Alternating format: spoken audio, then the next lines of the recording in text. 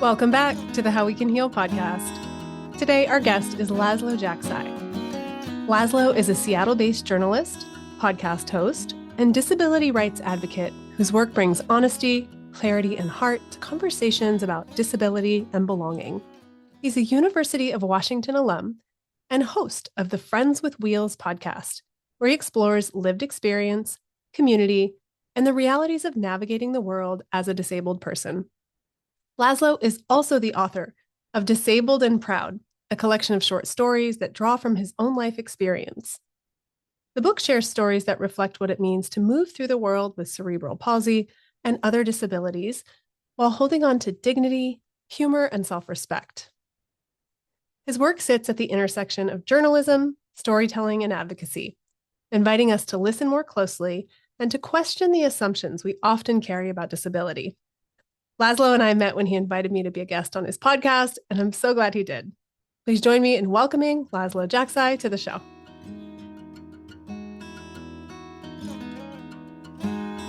Welcome, Laszlo, to the How We Can Heal podcast. I'm so excited to have you here today. Yeah, thanks so much. Yeah, and thanks for having me as a guest on your podcast. I realized that our podcasts are about the same age. They both came out in 2022. 2022. Yeah, it's hard to believe. It is, right? It's been a number of years already. How was your podcast born? My podcast was born, I was basically talking to a friend of mine, and I told her her name is Anna Justin, so shout out Anna if you're listening to this. And so I basically asked her, I'm doing this podcast, what should I do? And she said, you should focus on a certain theme or a certain topic and just stick to it. And so I came up with Friends with Wheels podcast. It's basically about disability related topics, I talk about neurodivergence, like autism related spectrum issues, but I've also expanded other topics as well, folks in the mental health field as well. That's why I included you on the podcast, which I had the pleasure of talking to.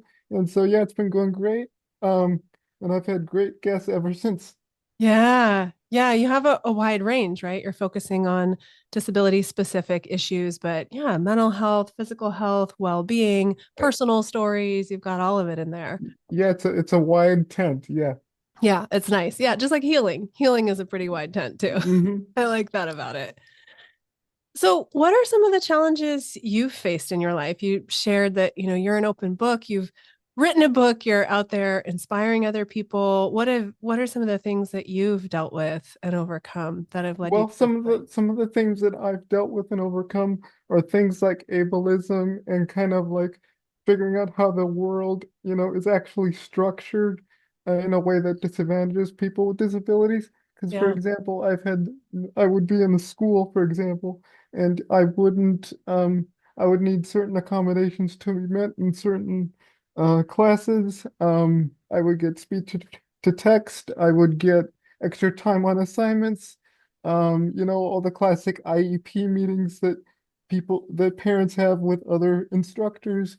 So it can be sort of a hectic moment, I guess. But Yeah. other than that, outside of the educational settings, I guess just kind of issues around, you know, like um like dating and sort of finding the right person, I guess. Those are some of the issues kind of I think that I struggle with and that I would like to work on. Yeah, you write about some of those in your book, Disabled and Proud. You have those kind of fictionalized stories of different people and you say that they're influenced by your experiences, right? But Right. they're told through the eyes, through another lens, right? But it seems like, there's a lot of challenges you've faced, and some of that really roots in ableism, right? In the way that our culture is set up to accommodate uh, certain types of bodies or ways of being, and doesn't always look out for what everybody needs, what you Yeah, need. have you ever heard of the book called Sitting Pretty by Rebecca Taussig? I haven't. It's basically a book where she talks about, what you're talking about, the structures around education, the structures around, like dating and relationships, the structures around, other things. And she kind of puts it in a really remarkable context and kind of looks at ableism, looks at how people with disabilities are addressed, sort of the inspiration talk that people say when referring to people with disabilities. So it's a really good book to sort of look into the different structures. It's an easily and digestible sort of book, and I recommend out there for those who want to read it, read it. It's called Sitting Pretty by Rebecca Taussig. It's a really great book. Yeah. And it's so helpful. I think anyone who's dealing with something challenging and feels like the systems around are not set up to help, it's so helpful to align with someone who's doing that, right? Align with someone who's put out a book, who sees the dynamics, can label them, and also folks who are advocating, right? So that you don't feel like, oh, I'm in this alone. I have to be the one to fight for my IEP every time it's not being honored. I mean, but you still end up having to do that in those Yeah. moments, but you feel at least a sense of collaboration, and that somebody else is seeing and feeling and advocating for your well-being. Yeah, and actually, I told Rebecca Taussig this, and I said I connect with each of the themes in your book because it's something like I've gone through.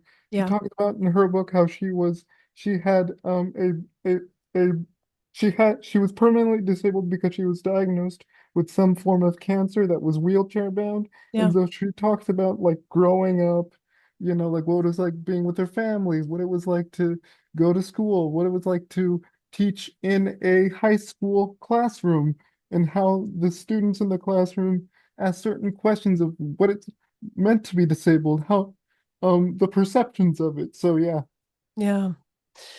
Yeah, and without like I'm not someone who ever wants to evoke people's most painful memories, but you've shared some of this in your book. I'm wondering if there's a theme for you in terms of like what is the most harmful when it comes to ableism, or when it comes to having to advocate for yourself in those moments in education, those many moments where, you know, your needs have been explicitly stated. I used to work in education with young people, and it's like if it's written in an IEP, it doesn't mean it's happening, right? Like hopefully it means it should happen. It means it's meant to happen, but sometimes it doesn't happen, and then people have to rally, or the person themselves has to say, hey, I need this, and that can get really tiring. So I'm wondering if there's anything that stands out to you today that you'd want to share with the audience that's like, this aspect of the ableism is really hurtful for me, really hurtful for people. Well, I'll give you a couple examples. Yeah. For example, one example of ableism that I've had to endure is sort of the inspiration talk that is addressed to disabled people. Oh, the other day, a woman came up to me as I was doing exercises with my dad. I can't remember what machine it was, but she said, "By the way, you're an inspiration." And like, because I'm like, what? What is she saying? How am I an inspiration for her to do a workout? And so I talked with Rebecca Taussig about this about the other day. She said, "Why do I need to be someone else's inspiration for them to do something that they clearly um don't like doing or don't want to do?" It's just Mm. the language can be a little sort of controversial, and people need to be more mindful of what they say and how they say it. Hmm. And were there other examples you wanted to share? Another example would be where I was at a restaurant with my mother the other day, Cheesecake Factory, got good, delicious food. Anyway, Hmm. so we were going to the Cheesecake Factory. I remember it was my birthday, and the host sat us at a table that was like very, very narrow, so not big enough for my wheelchair. Mm. And so I'm like, why don't you guys have bigger tables for my wheelchair to fit under? And he said, oh, it's for other guests. I'm like, yeah, but the priority should be people for disabilities. And I get that every single time. Like, well, why is it so hard to accommodate someone with a disability when you accommodate other people that don't have disabilities? Mm. That it makes no sense to me. Yeah. Yeah. And that's something you're going to come across again and again, right? Yeah, It's like I'd imagine that gets so tiring having to yeah. every time you go to a restaurant. Maybe sometimes people get it right, figure it out, or have accommodations, and but that should be the norm, right? That you don't have Hmm. to fight to have what you need every time. you're coming into a restaurant with your mom. We're trying to celebrate your birthday, right? It can be like a little hiccup Yeah. or speed bump in the way. Yeah. Yeah. You talk about how people can be more mindful when interacting with a person who has a disability. Are these the kind of circumstances you're thinking of? I'm sort of thinking about that, just like if I could give like advice to those who want to be more mindful and interactive, I would say like just like for example when asking for help, just like always ask for help first because people with disabilities might not need that help, or maybe say it might not be proper if I ask this, but is it okay if I ask, so that you're not sort of being too insensitive or too improper. So just kind of know how you say it and just kind of be more mindful. Like I said, check out Sitting Pretty by Rebecca Taussig. It's got some Yeah. really good tips and advice that she has, and talks about how she has had to dealt with those struggles with like education and sort of navigating her social life, I guess, at restaurants or whatever. Yeah, Yeah. Yeah. I'm writing down Sitting Pretty at like, maybe Rebecca would be a good guest to have on the show too. I would recommend it. Yeah. Yeah. Yeah. Thanks for that. So you kind of already gave an example of this. Maybe there's another one, but I think a lot of times people are trying to be helpful, but it comes across as harmful.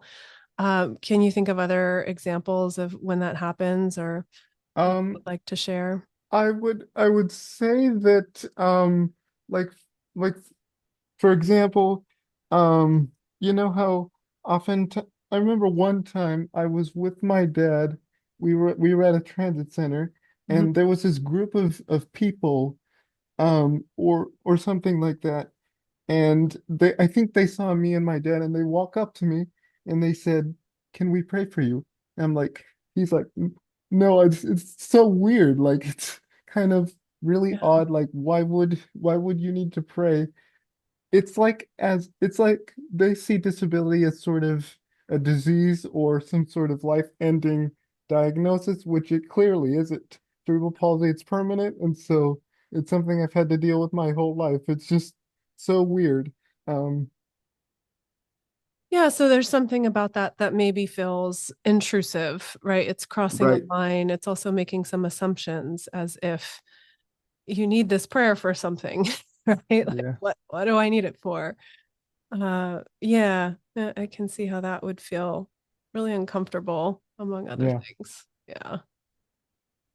So what inspired you to write your book, Disabled and Proud?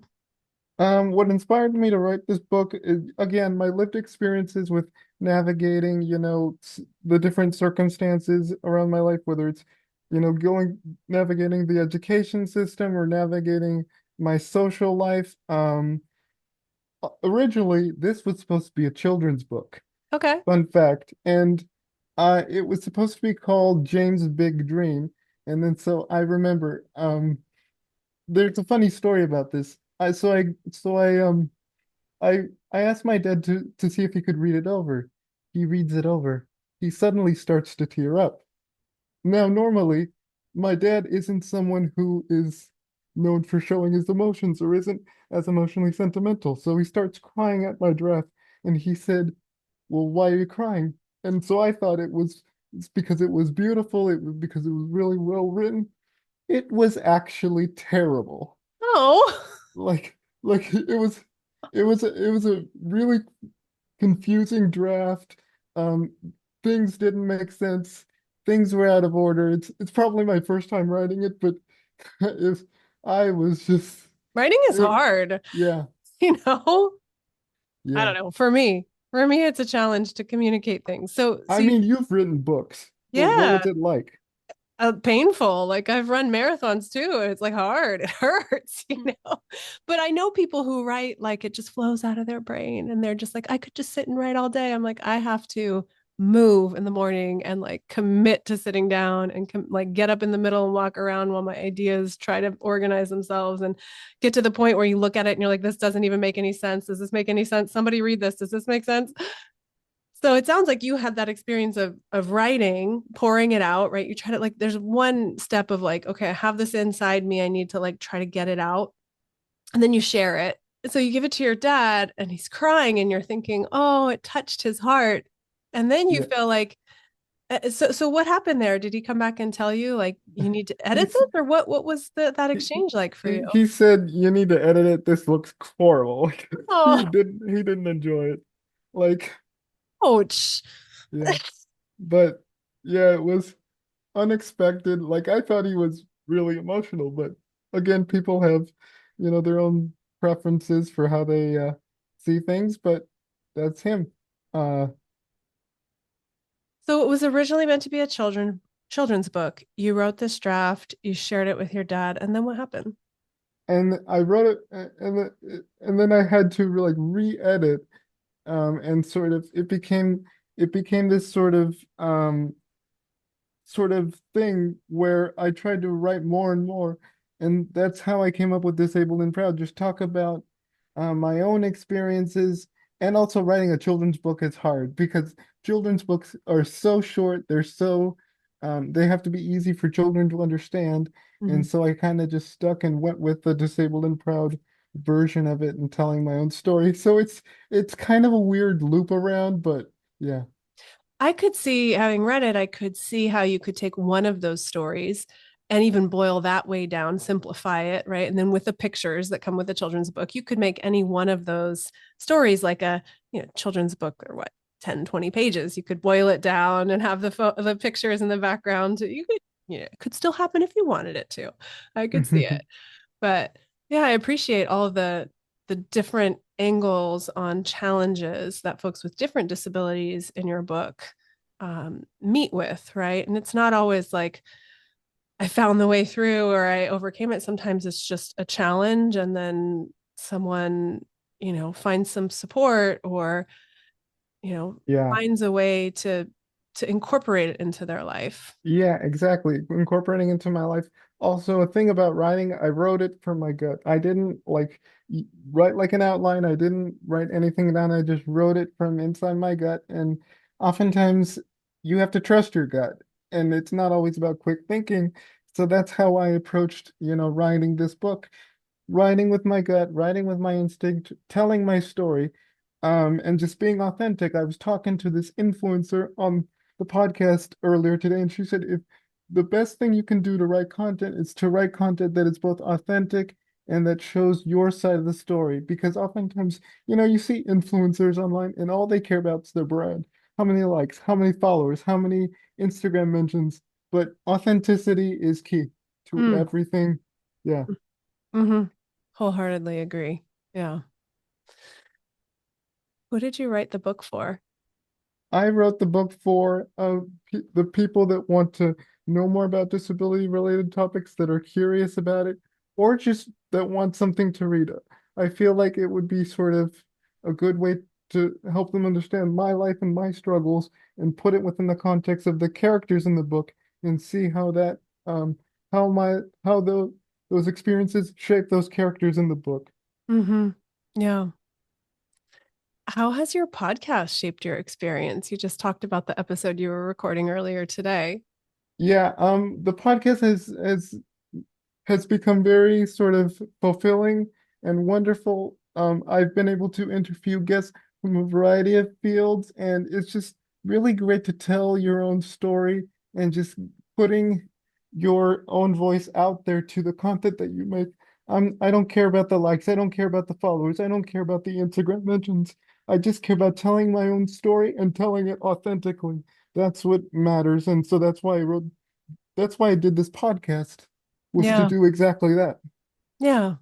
To share what's true for you and to invite other people into that Yeah. journey of growth. Yeah. That's beautiful. What are some of the things you'd like to see change systemically to support folks with disabilities? Um, what what I would like to see change to support folks with disabilities, it's sort of the make sure that structures are better supported for people with disabilities, whether that is, accommodations, like on the job, or whether that's accommodations in school, whether that is speech to text, whether that is, like having an ASL interpreter. Those kinds of things are what can help people with all sorts of disabilities, thrive in various environments and can make their life a lot easier. And also just advocating for yourself. If you don't advocate for yourself, then things won't be done, things won't be met, uh, and it'll be a tough time for you. So yeah. Yeah, so even systemically having avenues for advocacy, right? Like Hmm. a, a suggestion box or a feedback loop or a form or a question. How did that go for you? All of that can really go a long way in terms of people sharing their experience and improving people's experiences over time. I was actually a part of a program called the Do It program. It stands for the Disabilities Opportunities Internet Working Technology. Mm, And so what that program is it helps people with disabilities, students with disabilities who want to go to college to figure out the resources they need to be successful in that environment. What accommodations do I need? How can I thrive in such a school pressure-based environment? And so yeah. that program really helped me understand how college was going to be like, what helps I needed, that kind of thing. And so you talked about connection. Um, I'm recently a part of the Do It program's Do It chat. So we basically talk with other Do It scholars, former Do It scholars, and so we talk about whatever topic we want to talk about, and we just kind of interact with each other, build that community, build that sense of belonging to make sure that A, you're not alone, and B, that you have people that have your back. Yeah, it's so valuable.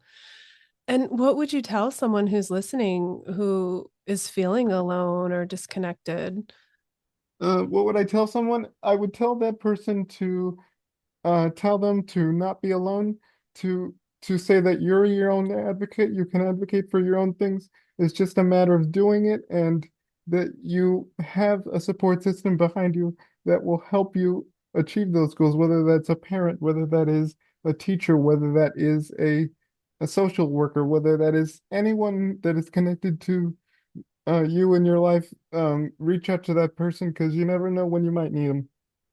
Yeah, sometimes it's a matter of reaching out before or just consistently or sometimes in the moment where we feel the most alone, it's the reaching that's hard, right? So just Yeah. you're just encouraging folks to actually lean in the direction of someone they can trust just enough to give them some support. Right.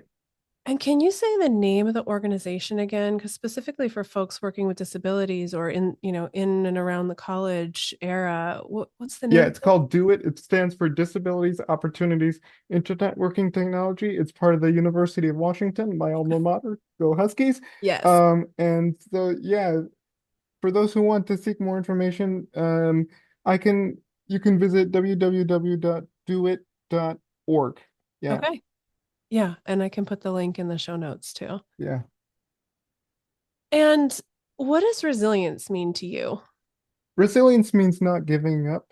Resilience means, just trying back harder from what you've done in the past and making it better. Resilience means, just again, not giving up and doing things better, trying new things, adapting new things, um, just just keeping your head up and just try the next thing and just adjusting to whatever life throws at you. Like you never know what curveballs life brings. You just have to learn to adapt and adjust to, everything, I guess. Yeah.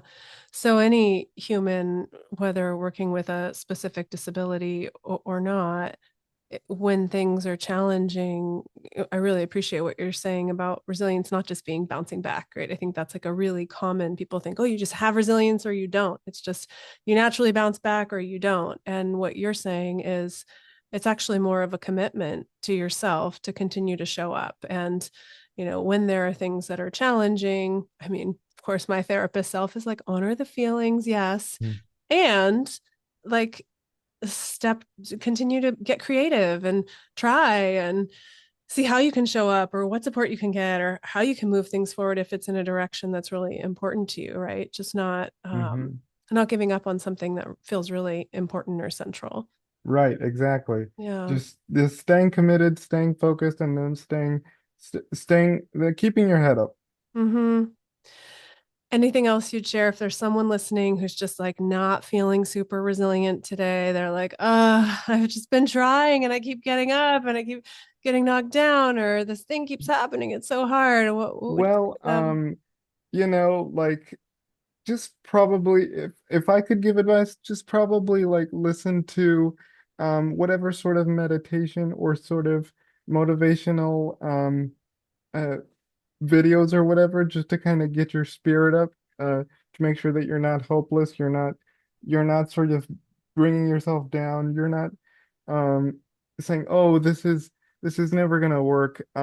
Just yeah, just kind of finding ways to build your sense of well-being, self-confidence up, Mm, and just trusting yourself. Because if you don't trust yourself, then what's the point? mm-hmm.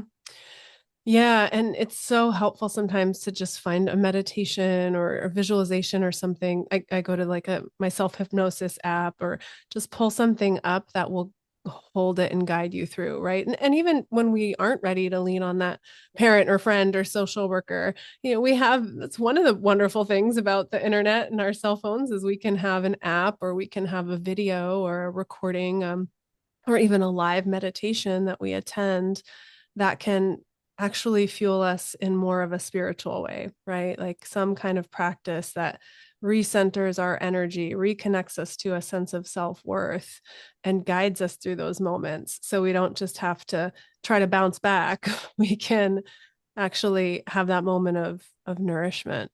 Yeah, exactly.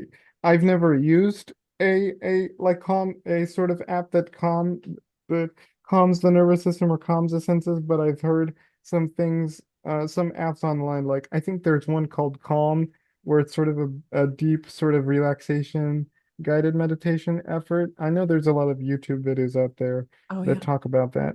Yeah. Yeah. And I know Calm, Insight Timer, Reverie for self hypnosis. There's a ton of options out there, right? So it's just finding one thing, right? That's Mhm. all we need to do in that Finding moment. that one thing. Yeah. Just find one thing that's going to get you, connected to yourself is part of what I hear you saying too, right? Connected to Yeah. a sense of worth or of energy, or, it might be something even a little more spiritual than just like practical or cognitive. Yeah, exactly. Yeah. So another question I have for you is just how you feel like non-disabled people can support people in being disabled and proud. Like what can non-disabled folks do, not just in interactions like we talked about before, but at large in the world?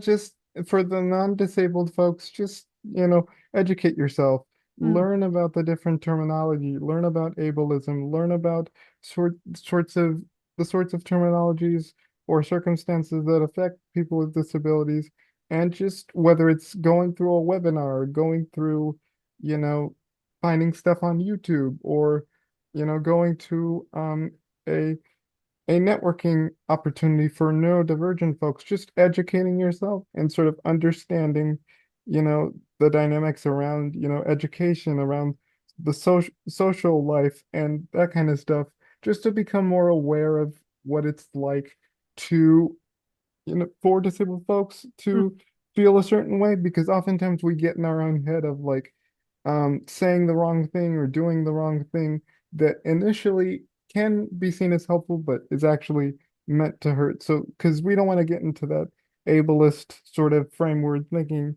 of like, did I say or do something that was appropriate that they thought was inappropriate? So just yeah, kind of educating yourself and so asking questions. Always Yeah. ask questions and always sort of say, is this okay? Is this great? Am I saying this right? What do I need to learn about neurodiverse folks? What do I need to learn about people with cerebral palsy? That kind of thing. Yeah. Hmm. Yeah. It makes me think about there's so many things we don't learn in standard education. If you could add anything to like a elementary school curriculum, middle school, high school curriculum about ableism or disability, what would you want to see there? Yeah. If I could like add something about like curriculum, I would say something tailored around accommodations in the education aspect of things, finding out what are some resources for folks that are neurodivergent, folks that, that are kind of have some sort of speech issues, physical disabilities, that kind of thing. There's many out there, but just kind of tailor those things to the person's needs. And yeah, just always ask questions and figure out what works best for each person with a disability, because not everybody has certain things that work for everyone else. Each Mm. person is different, and so they need to be tailored to their needs, I guess. Mm. Yeah, the curiosity, always ask questions. I also hear in what you've been describing today, empathy, right? Just like being open to, well, who is this other person and what's up for them right now, right? Like I'm thinking of it as attuned empathy in the moment, right? Yeah, it's having that sort of empathy, being aware of like being there for them and being resilient for, people with being there for people who are struggling, people who are going through some bad moments and bad times in their life, and just kind of have that at least for me, being empathetic, it's something that's sort of natural. It's sort of um wrought about in my own life. I've always learned to be more empathetic with others and be more kind to others, and just sort of have that sense of like, hey, I'm here for you. I get what you're going through. Mm-hmm.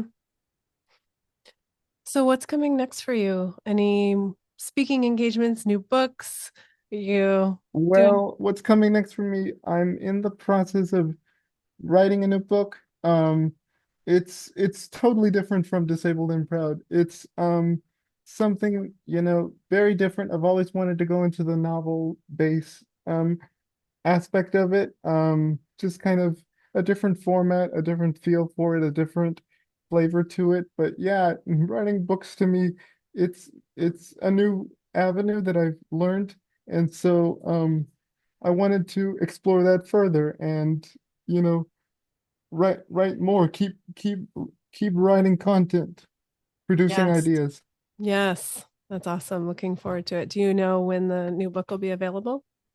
I'm in the process of writing it, but it's like an 11 chapter book, but it's in the works. Okay. Yeah. TBD. TBD, exactly. And where's the best place for people to connect with you? They can obviously get your book, Disabled and Proud. They can listen to your It's on podcast. Amazon. Yeah, they can connect with me on my Instagram at Jacksai123. They can also connect with me on LinkedIn. So all the socials. All the Uh, socials. Okay. Yeah. Nice. And they can listen to your podcast, Friends with Wheels. Yeah. Available on Spotify or wherever you get your podcast. Yeah. Nice. Nice. Yeah, I saw it on Apple too, right? It's everywhere. Yeah. It's Yeah, everywhere. it's everywhere. Perfect. Yeah.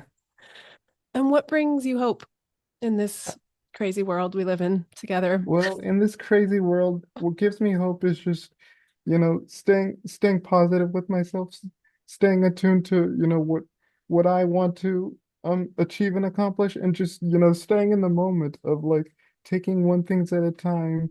Oftentimes we get so caught up of like there's all sorts of news that are happening that we get all sort of revved up, but just taking one thing at a time, Mm, just trusting yourself, loving yourself, being happy with yourself, that kind of thing.